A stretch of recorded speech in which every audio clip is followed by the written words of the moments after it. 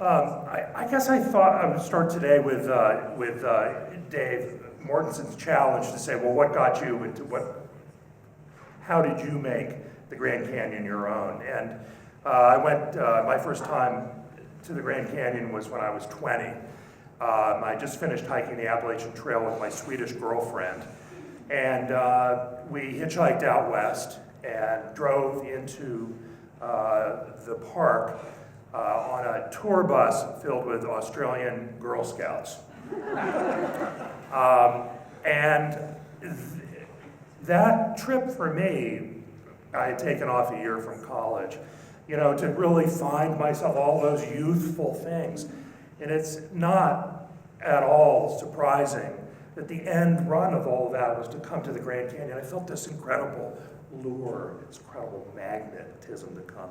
And I've come since, in all stages of my life, with little children, with grown children, to go down the river, in all sorts of different ways. I'm not thinking now of doing anything that I was so interested when I was young on, doing really distance, hardcore stuff. But I find that what is really intriguing me is the spiritual aspect, the beauty, the geology. So, and at the same time in my writing career with Powell, I kept tripping over his presence. I read, of course, as Marcia mentioned, his book on his 1869 river trip when I was a kid and entranced. And then around college, I read Wallace Stegner's 100th Meridian, just fabulous, just really, I'm sure you guys have read this, just beautifully written, wonderful, has some flaws, but it's wonderful.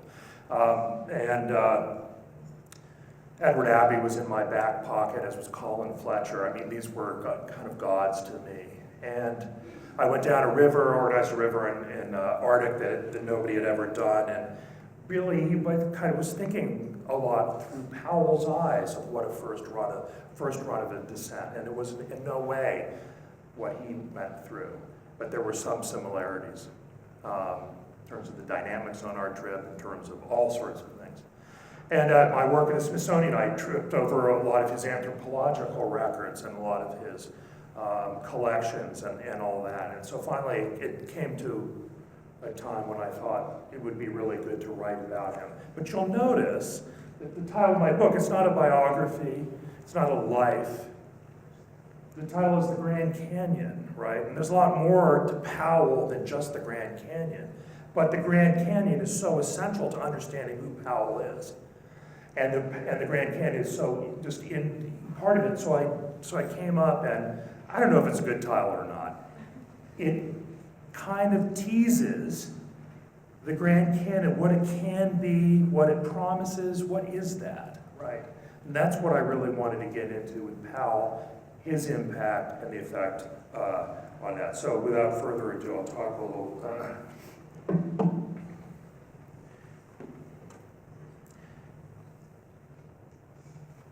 So I want to take you all back for a moment in time. Imagine it is May 1869, and you're standing in southern Wyoming territory. In the no-account town of Green River, not far over the border from Utah territory, a naked butte overshadows a scattering of pretty, questionable adobe buildings. The muddy green cuts through this dusty town. The muddy Green River cuts through this dusty town. There's nothing green about it.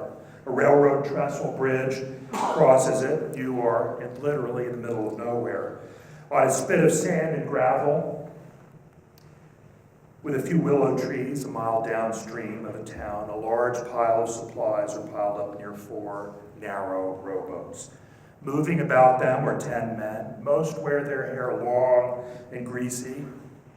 There's a certain don't give a damn swagger about the group. It doesn't take too long to see that.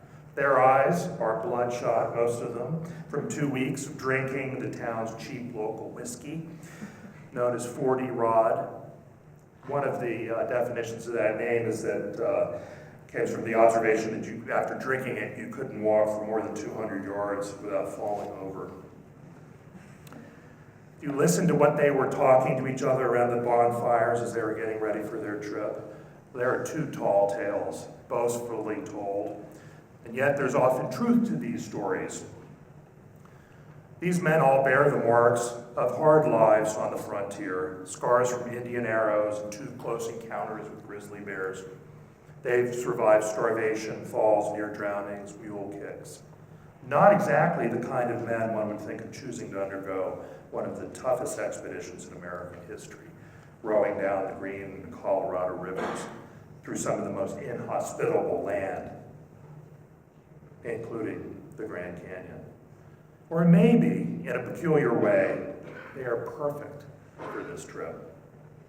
Their leader, John Wesley Powell, also at first glimpse would not have inspired much confidence.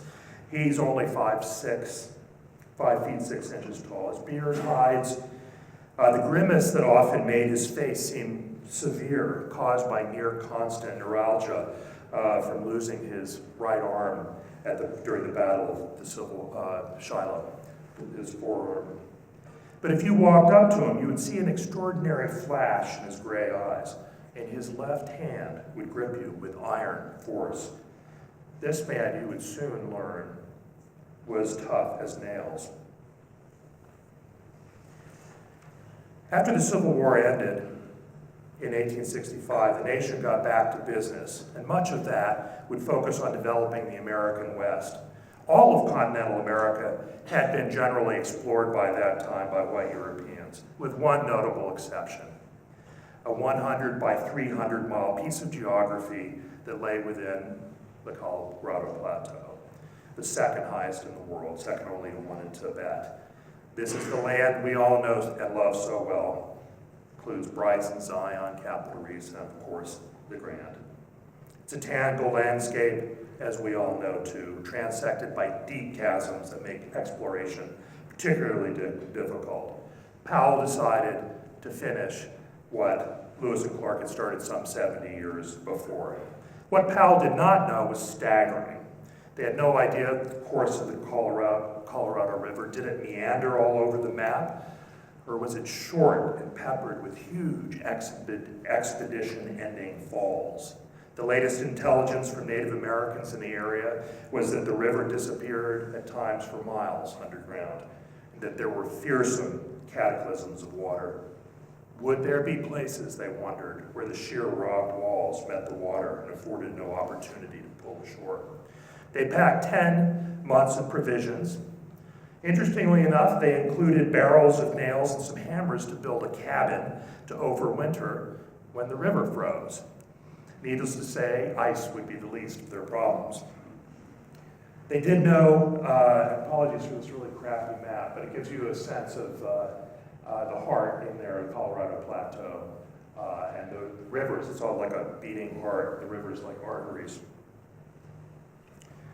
They did know that the Green River ran into the Colorado, the Grand River then, which eventually coursed through a huge canyon that fell off the Colorado Plateau to sea level. And what they did know at Green River City, that they were a little bit more than 6,000 feet in elevation. So they would have to drop that amount. But how the river accomplished that, they had no idea. John Wesley Powell was not your run-of-the-mill explorer or glory hound, as you know. He was a scientist, geologist, largely self-taught, and he knew that the canyon presented one of the greatest scientific opportunities of his generation, perhaps one of the greatest of that century or even longer.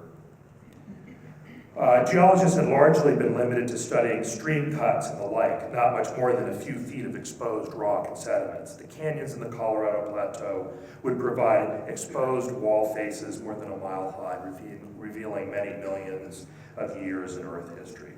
This was his real motivation, and to take scientific measurements and draw an accurate map of the Colorado's course.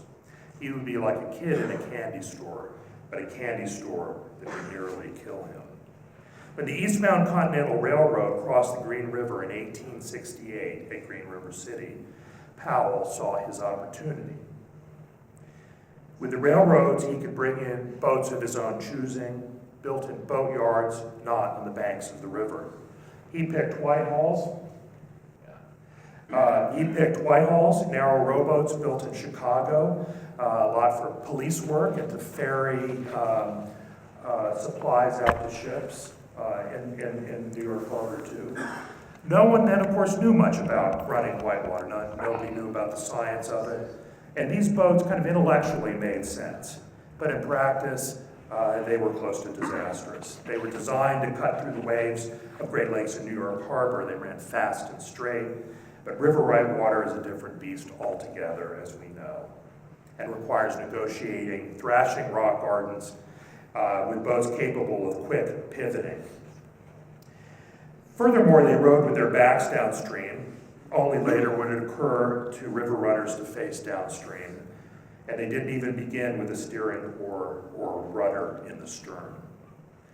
But Powell was a kid. This is on the second expedition, where they took some photographers. You can see up there, on the boat up there, the captain's chair.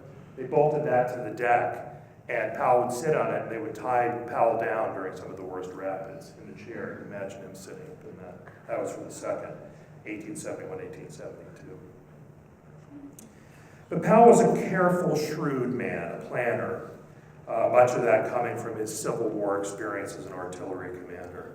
He had the beams of the boats reinforced, added waterproof bulkheads. He split the supplies up evenly among 3 of the freight boats. The 4th was a little bit smaller scouting boat. He figured that the loss of one of them then wouldn't break the expedition. He himself would wear a life preserver, this one in fact, but it would occur to no one else in the expedition to do so. This is in the Smithsonian. It's kind of fun to see. Not your high-tech variety. He even had planned a flag system with which to signal the others about bad water ahead. Figured that this was from his artillery days. But such precautions would amount to waving a toy gun at a charging grizzly bear. A mere 2 weeks into their trip, the crew of one of the boats didn't see or ignored the frantic signaling to pull over. This is a point of big contention about what this was about. The man captaining that ill-fated boat did not like taking orders from anyone, so he may just have ignored the signal. They were only just beginning to learn about the power of the water and the power of the green in that case. The man, by the time the boat realized the ferocity of the rapid approaching them, they tried to get ashore, but they'd been a little bit lazy bailing their boat the last time round, and they could not get out of the pull of the current. So in moments, everything fell apart in a thunder of white water. The boat smashed into a rock, split into 2. The 3 men were flung into the white water, somehow managing to cling on to one piece of the broken hull. That piece then again hit another rock and splintered. Miraculously, somehow, the men ended up on a thin, sandy shoal. They lost everything they owned. One man only had his bright red long underwear bottoms, which had nearly drowned him, he would later say, as they caught around his ankles as he frantically kicked over to gain that little islet. The man with the red underwear sat gasping on the bank with the other 2, looking as though he had seen a ghost. And he really had, because at the next opportunity, he quit the expedition. Gone was a third of their supplies.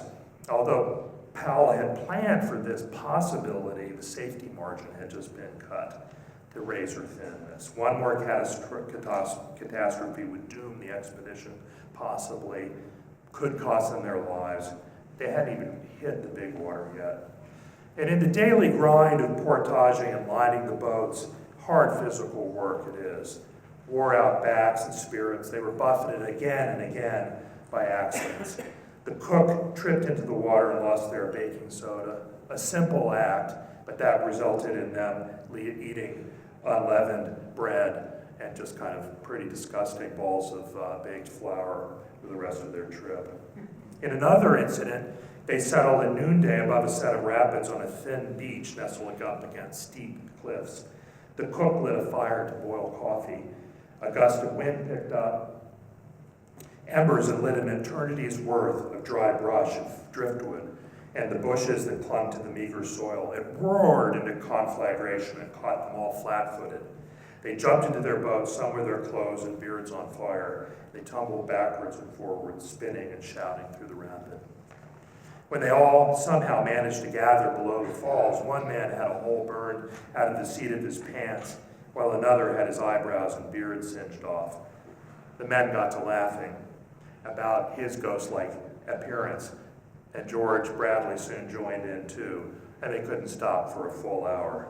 Gives you a little sense of their outlook on things. The next morning they drank their coffee out of ridiculously large bailing cups because in the fire they had lost all their cookware, had fallen into the river. By this point their boats had begun to leak badly, requiring frequent sealing with pine tar that they scavenged. They frequently fixed holes in the hulls when they dropped the boats on a portage or when the boat struck a rock. Their bodies were in bad shape as the boats.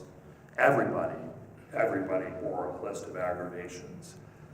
Wrenched backs, sunburn, cuts that wouldn't heal, twisted ankles, stomachs churned, sour, and upset by too much coffee, nerves jangled. Then came the rains, and their clothes rotted off their emaciated bodies. Their flour got soaked. When the sun came, the flour baked, then got wet again. They took to straining the flour through the mosquito netting to get rid of the pernicious green mold. Every time they did that, they lost more than they saved. In the back of everybody's minds were details about the Donner Party, which had become, as we all know, the families who had become snowed in and had resorted to cannibalism when their food ran out. Newspaper accounts had been, even though it happened, I guess it was 2 decades earlier, maybe more, they were particularly graphic. And it must have crossed their minds as their food dwindled to half rations and then even less, about who would go first and whether they could bring themselves to eat one of their mates. They were slowly starving to death. It would get worse. Tensions among the men, especially toward their self-contained leader, who often seemed so aloof. They did not like him, ordering them around. But somehow, too, they respected his ironclad leadership, which had kept them focused and kept them alive. Part of the Powell's aloofness arose from his having a completely different engagement with the landscape than the rest of the men. The others might marvel briefly at the bands of red and yellow, the ochre, and the walls that soared over their heads. But to Powell, these weren't just curiosities, but important clues about how the earth itself had formed. Each evening, despite the horrors of the day, Powell would do what he called geologizing, scaling the cliffs to examine the rock formations. And you have to remember, in the 19th century, geology was the particle physics of the day. As we heard about a little this morning, many people still believed in the biblically inspired, and many people still do evidently, that the earth was 6,000 years old. With that, as you can imagine, came a whole host of assumptions about life, humans' place in the world. The new science of geology was revealing the idea of deep time, that Earth's history was not measured in thousands of years, or even in a few millions of years, but many, many millions and even more than that. This was revolutionary. It would open up for Charles Darwin the room to imagine a theory of evolution, usher in the modern era. One of my favorite stories of the trip, on one of Powell's so-called geologizing climbs, he headed up with George Bradley. Remember, George Bradley is one of the more interesting characters on the trip. He kept the best journal, as far as I could see. He kept it under his hat. It was a secret journal. And he was very kind of, he's kind of an everyman, so he's responding to things. Each rapid is worse than the one before, and then he gets to the next one. And so he does these wonderful utterances, and just a really wonderful character. So he had joined Powell, and they climbed up as they were wont, about 800 feet up. And Powell found himself, as we all kind of have done at one point in our lives or not, getting into a place where he got stuck. The Powell had one arm, so it made in one hand, even with its vise-like strength, he got into a tough place. George Bradley was on a ledge just above him, out of reach, unfortunately. And Powell's arm began to shake. According to Powell, this was, it was a pretty close situation. It was an 80-foot drop beneath him, probably would have been fatal. Bradley, as you can imagine, is looking around for anything he can find to reach down to help him, cactus, spine, and anything that he could find. He can't find anything. Then at the last second, in a burst of inspiration,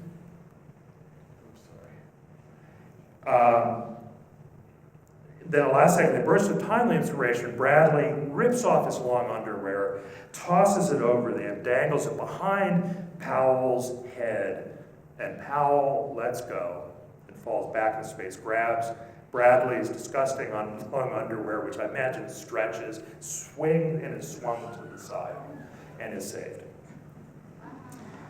I found out it's a little bit of an apocryphal story, but that's another time to talk about that. But it's a wonderful story in terms of just, here is this guy who was such a close call. And Scribners, who would publish a 3-part story that would include Powell's musings on the water and the trip in 1869, among some other things, would make this most famous of woodcuts.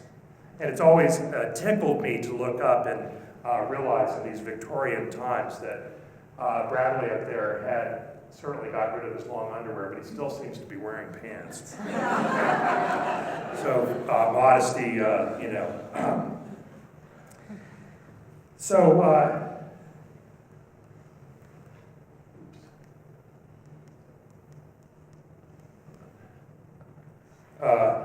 After 2.5 months, they finally entered the Grand Canyon itself. They started at Lee's Ferry. Of course, it wasn't named Lee's Ferry then, but you started at Kaibab limestone. It's at your kind of creamy limestone. It's at your elbows. It's 250 million years old. The time when T-Rex was running around at the Earth. And in the course of the next nearly 300 miles, they would descend through 19 different distinct rock layers. And toward the end, if they squinted up, they could see the Kaibab 6,000 feet above their heads. They would hit, by that time, so-called basement rock down at the bottom here. Some of the oldest rock found on Earth's surface. Here is Precambrian Vishnu schist, so dark black that it sucks a hole in the sunshine. Dark, dreamless, once laid down by sediments, then hardened by immense heat and pressure. Created almost 2 billion years ago, before oxygen-breathing organisms developed on Earth. And that hard rock, they had come to loathe and despair when they saw it coming, because it created terrible, murderous whitewater. They carried their boats around some of it, lowered them with lines on difficult sections, but sometimes they just had to barrel right through. Any pretense by this point that this was a scientific expedition was now long forgotten. The barometers were broken or lost, the maps they had drawn, and the data they had captured, most of it was lost in capsizes or blotted out in the rain. The maps were gone. They were now, wrote Powell rather laconically, but in deadly earnest, in a race for dinner. The vise had tightened. Now each roaring unknown rapid presented an agonizing choice, mostly on Powell's shoulders, though on Jack Sumner too, on whether to run it and get through it quickly, risk catastrophe in the waves, or possibly reduce the chance of a catastrophe turning over or losing a boat by portaging, but that's a very timely, exhausting thing. And portaging taxed their bodies and their food, dwindling food supplies even more. They saw water do things that few, if any, had seen before. They encountered whirlpools so strong that they captured the boats and sent them spinning like a carnival ride. They came up against 15-foot standing waves, skirted and sometimes fell into large gaping holes in the river's surface. They were buffeted by violent upwelling boils in the water. Later, boatmen would give names to some of these odd features: haystacks, pillows, rooster tails. But for these men, it was all new. In the inner canyon of the Grand, these battered, weary men came to one set of rapids that simply defied comprehension. They shouted to be heard among the roar of the water, which seemed to be all foam, spit, and violence. There was no way around it. The portage would involve lifting the boats 800 feet up and then 800 feet down near vertical cliffs. It would take days, and they would certainly be sure to run out of food. They had to run it, no matter how bad it looked. 3 of the men shook their heads and said no more. They were not cowards. I don't believe that. These were tough men who had spent their lives outside in the wild and seen many tough situations. But this was too much. They liked their chances better to scale the imposing cliffs and strike out across the desert to a Mormon settlement they figured was some 75 miles away. With their barometers were broken, they did not know how much river they had left to drop. So they didn't really know how much was left before they hit sea level to safety. Powell figured it had to be close. But such musings did not convince the 3 men. And it was always apparent to everybody that people could make their own decisions. This was not a military expedition. On the walk out, they would have limited food, and from what I can tell, really few containers to carry water. But they would have their rifles, so they might find game. It had rained a bit, so that was positive. Some expedition members later would claim that the tensions between Powell and these 3 men had grown intolerable, and that was a big cause of that. And that is as most of you know, a big cause of debate about what happened. And I get a lot more into that in my book. I encourage you to take a look at that. It's a fascinating encounter. What we do know is that they split up and were very charitable. Tears were shed, they hugged, and they solemnly shook hands. The rest of the group jumped into their boats for the ride of their lives. I won't get into the details, but that's pretty amazing too. And a little over 24 hours later, the people who stayed on the water popped off the Colorado River into quiet water and were rescued by some Mormons.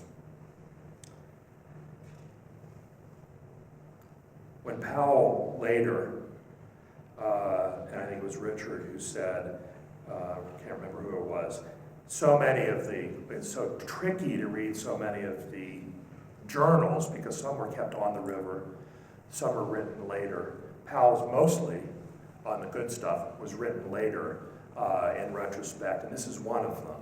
But I still do think it captures the feeling of what they felt like when they were coming out. It had taken him back to the hospital after his arm had been amputated. Quote, he wrote, "When he who has been chained by wounds to a hospital cot until his canvas tent seems like a dungeon cell, until the groans of those who lie about tortured with probe and knife are piled up, a weight of horror on his ears that he cannot throw off, cannot forget, and until the stench of festering wounds and anesthetic drugs has filled the air with its loathsome burden. When at last he goes out into the open field, what a world he sees, how beautiful the sky, how bright the sunshine." They had traveled some 1,000 miles in 3 months. The 10 months of supplies they had started with had dwindled to just a few handfuls of flour and some coffee. And as for those 3 men, it's one of the greatest ironic things in American expedition history. They vanished without a trace. And as I mentioned, it remains one of the big mysteries in the annals of the American West.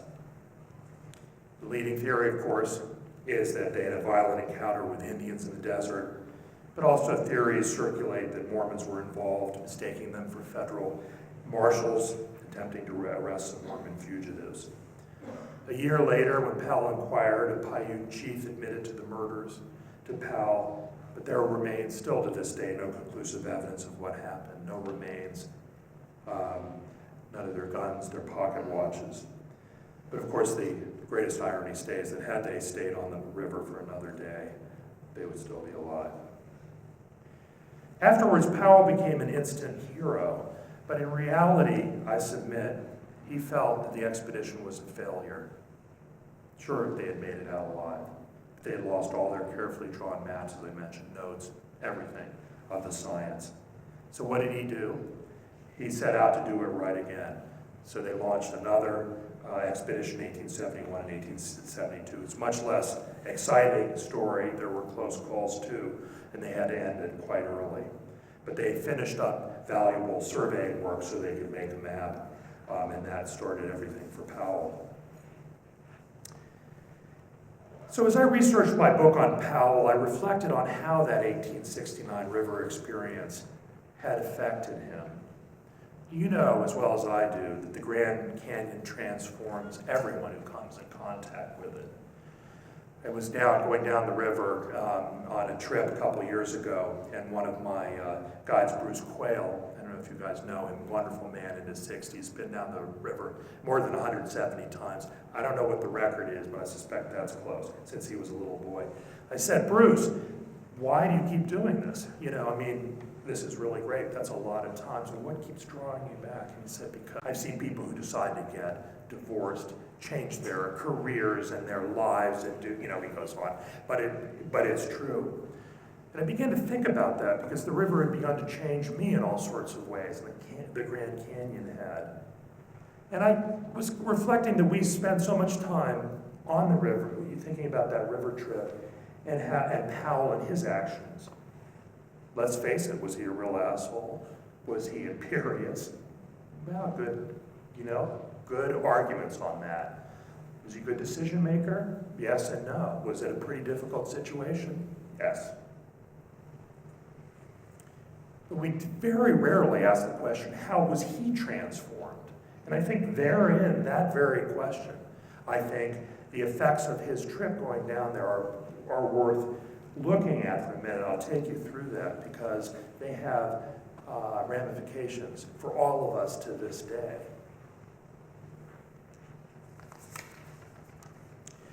In that vortex of impassive stone walls that pulled him deeper and deeper into Earth's ancient past with his expedition mates, Powell couldn't help but viscerally feel the irresistible passage of time, not the diaphanous moments of his life, loss and joy and pain, but the passage of eons, ages, entire epochs.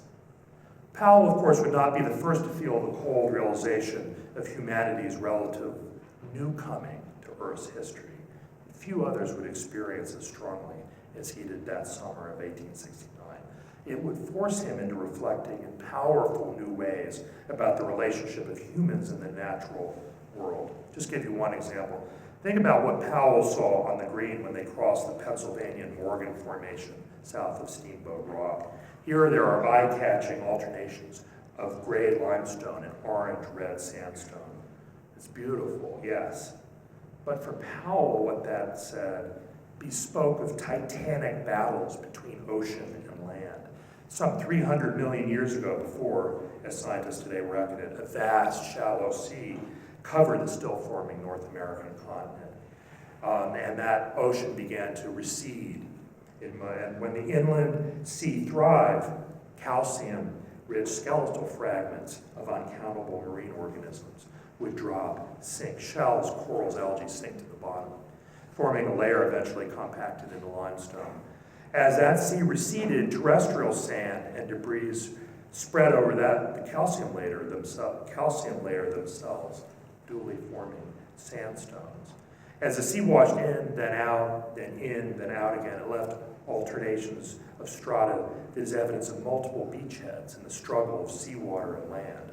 Few examples exist so clearly of Earth's dynamism. For Powell, who interviewed the landscape relentlessly, he saw these things in remarkable clarity. And again, like few people before him, he became to understand how much the Earth had changed. Its surface morphed, upheaved, buckled, weathered, inundated by seas, eroded by rain. In our lives, the landscape around us is so static generally, seemingly imperturbable, little thing, very little changes. But for Powell, he had an imagination, and in the rock record, he could see the change was happening, granted on a different time scale, with all sorts of vast, incredible changes. And as a result of this, Powell would invent the science of geomorphology, the study of the forces that changes the Earth's surface. Later, Powell would characterize the trait most significant to his particular perspective, the one that made him different from the others. This sounds like it's right out of the 60s, but this was right out of the 1880s. He called it the instinct for cosmic interrogation, the power he believed that most animated the evolved human mind. Quote, he said, it's easy to be lost in a maze of hills and a confusion of mountain peaks, unless the grand topographic forms on which the hills and mountains are sculptured are seen with a mental vision that reaches further than the eye. He who can see a mountain range or a river drainage or a flock of hills is more rare than a poet. So his experience with the Grand Canyon, with deep time, I'm submitting here, would force on him an epiphany of sorts. The insights he gleaned would catalyze an extraordinary career as a scientist, and he would become one of America's most influential. And that fraught trip so many years ago would launch him on a different kind of journey as well, toward becoming one of America's most practical and significant visionaries. Where Powell's cosmic interrogation hit its high-water mark was in 1877 during a meeting of the nation's most elite scientists. It was the annual meeting of the National Academy of Sciences. He unrolled a map, which looked quite simple. I unfortunately don't know if I have this map or not.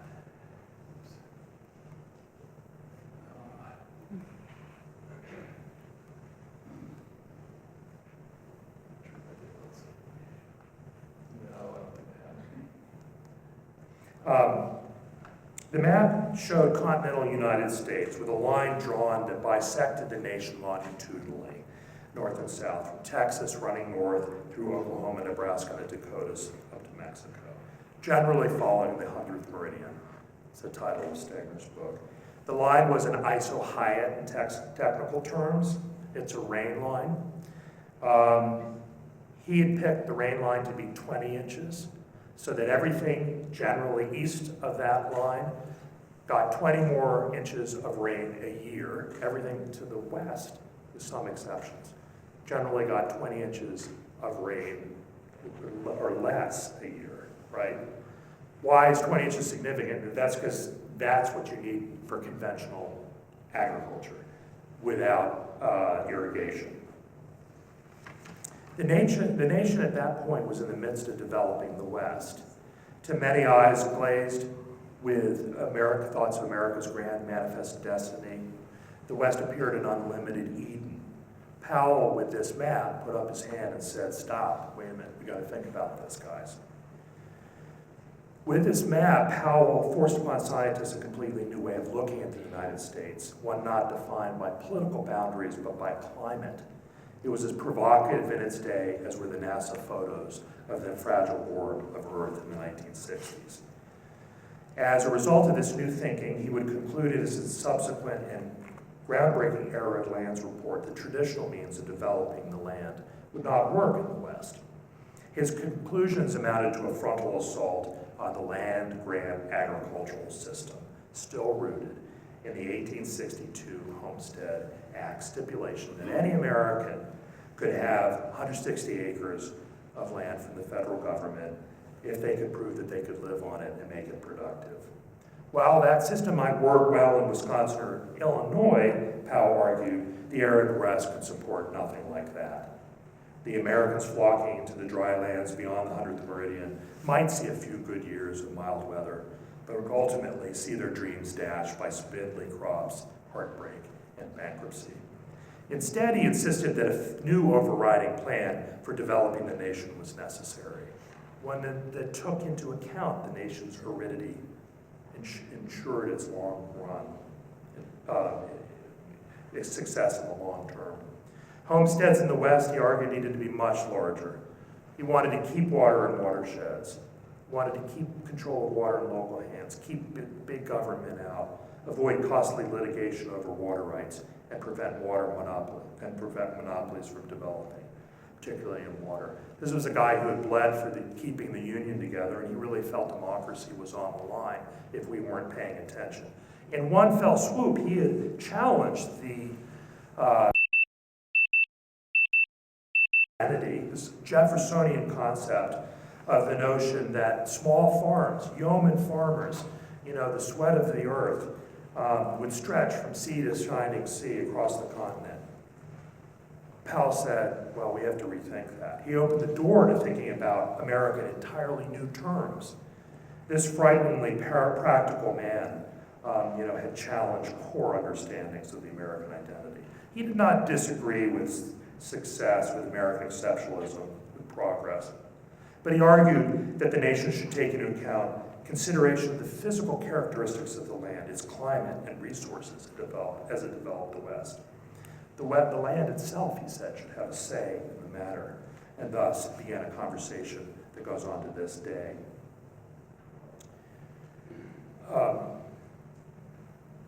He in doing so, virtually invented the idea of land and water sustainability, ideas that began to take root on that 1869 river expedition. But in short order, as we know, railroad barons, settlers, Western senators, and those intoxicated by manifest destiny bitterly denounced Powell's claims. They go after his family ultimately. It got very ugly. How could they say, let this naysayer stand in the way of American success? Eventually, Powell, after elaborating his positions in public documents, magazine and newspaper articles, impassioned speeches, further clarifying matters, till he was red in the face, he would be hounded from his long-held position, out of his long-held position as the director of the U.S. Geological Survey. Americans did not want to listen to Powell, but what he warned about came to pass, first in the form of terrible droughts that ravaged the West, which then soon erupted into national tragedy. 10,000-foot cloud of dust blew into Washington, D.C., begriming federal office buildings and blotting out the sun, bringing everything to a standstill, making it even hard to breathe. It was the topsoil from Kansas, blown 1,000 miles by winds after the indiscriminate plowing and development of the West. That dust bowl, as we know, would dislocate and ruin the lives of millions and millions of Americans. Yet even with his failure to change minds in his day, he had given America a roadmap to think about our land, not just as a resource to exploit, but one that we could live with as well as on. No one would ever call him an environmentalist, but this hard-headed realist gave powerful voice to ideas of environmental sustainability and land stewardship. And Powell's legacy lives on in so many other ways, too. Buried in the story of Bradley's long underwear lies a story of America, courage and resourcefulness, curiosity, even humor. In the story of the descent of 10 brave men on tiny rowboats bent on a suicide mission to penetrate the Grand Canyon 150 years ago, he gave us a particularly American definition of courage. And you'll remember, I just have to say that you know these words, as what Powell said as he looked about to go in through the gates of the door. We have an unknown distance yet to run, an unknown river to explore. What falls there are, we know not. What rocks beset the channel, we know not. What walls ride over the river, we know not. Ah, well, we may conjecture many things. And even though these were written years and years later, not on the banks of the river, it has a certain resonance.